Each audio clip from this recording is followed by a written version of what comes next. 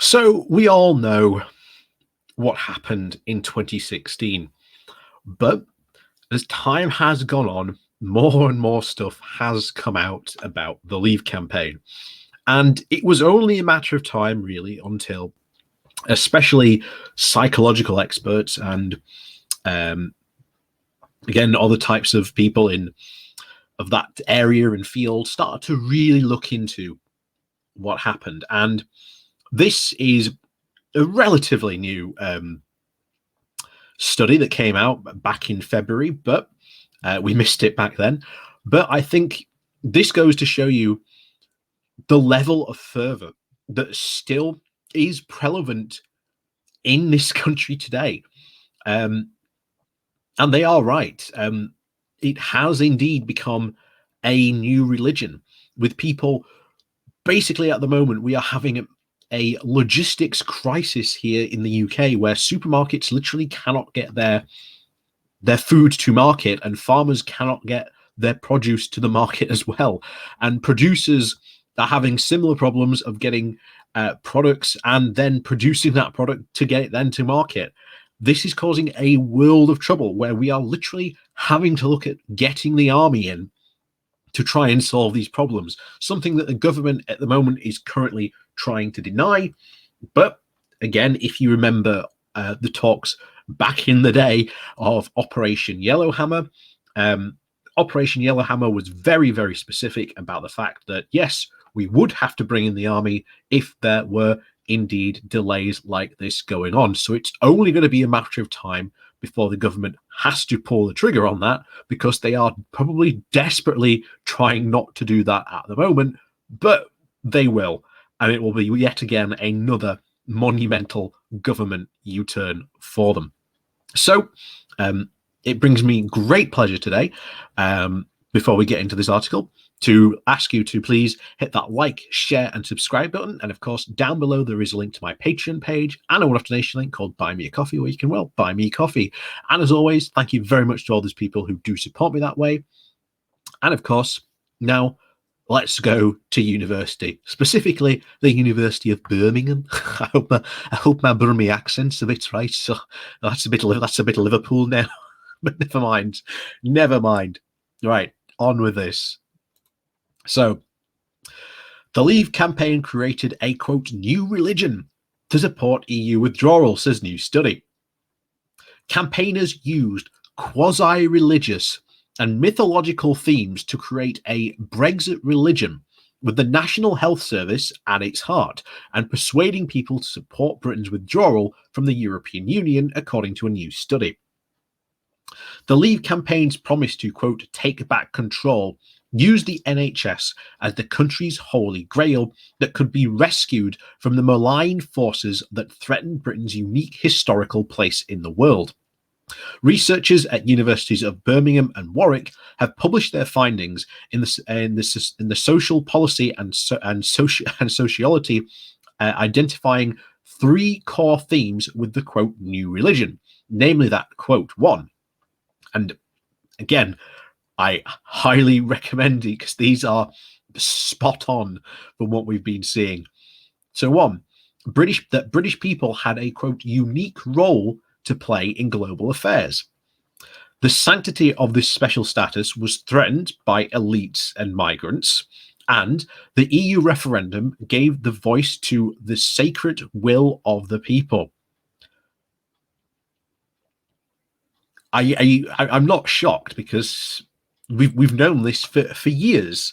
You know, you could call this British exceptionalism, of people thinking that, you know, Britain somehow had this very unique role to play in global affairs, when in reality we haven't played a significant role in global affairs for a very, very, very long time.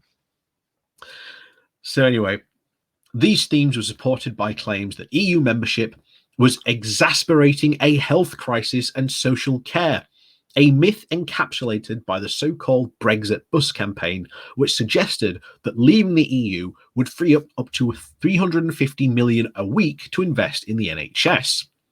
The co-author, Dr. Peter Kerr, senior lecturer in politics at the University of Birmingham, commented, saying, the former Chancellor Nigel Lawson described the NHS as the closest thing English people have to a religion.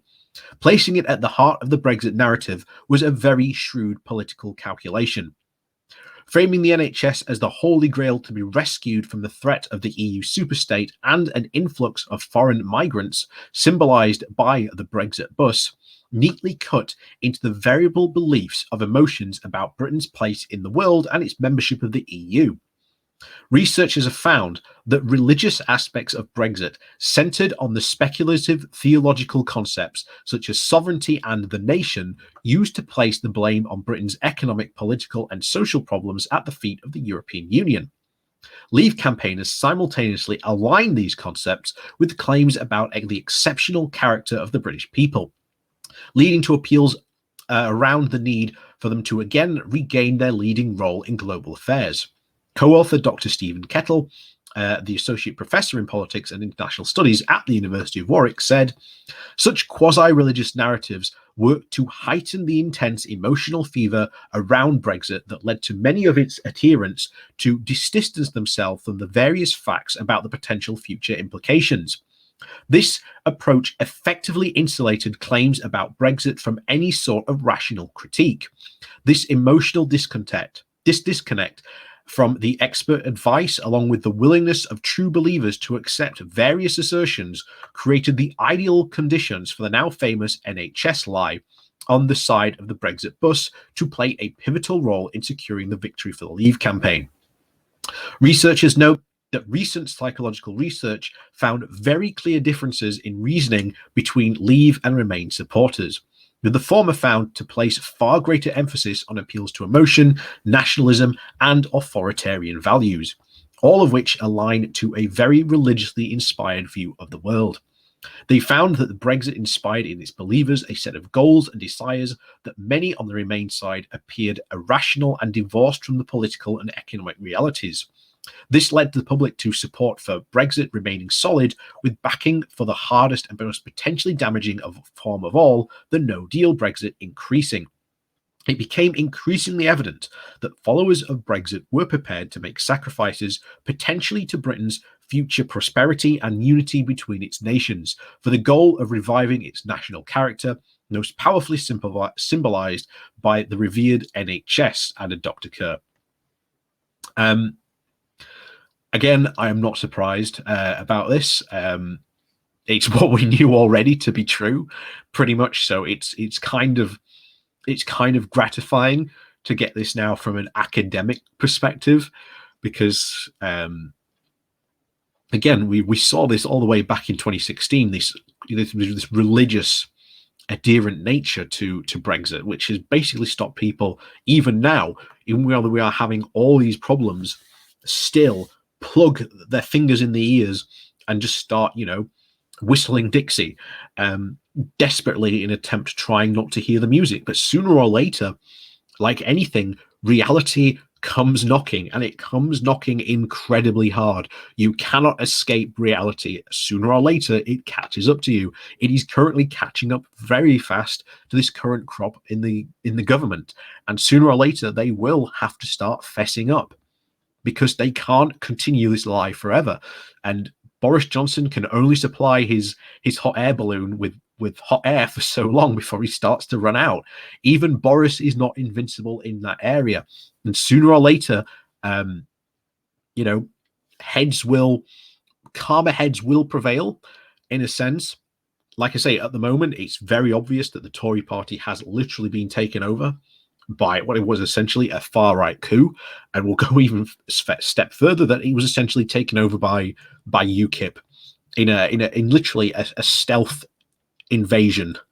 There's no better way to put it, and they are now the ones effectively in charge of the parliamentary Tory party, while the moderates were essentially expelled, pretty much. The only person really left in the parliamentary party at this moment in time really is Theresa May.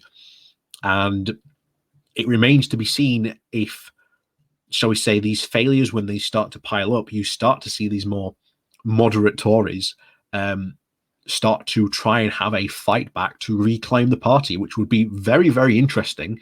I will say that now, but like I say, the Tories cannot continue forever saying that Brexit is fine and it's going all well, because it very clearly isn't. The evidence is there. We are talking about it constantly since 2016, and now we are 8 months into Brexit, and it is not going well. And it's only a matter of time before in October where goods start to have to be checked on our side, and that will cause even more chaos.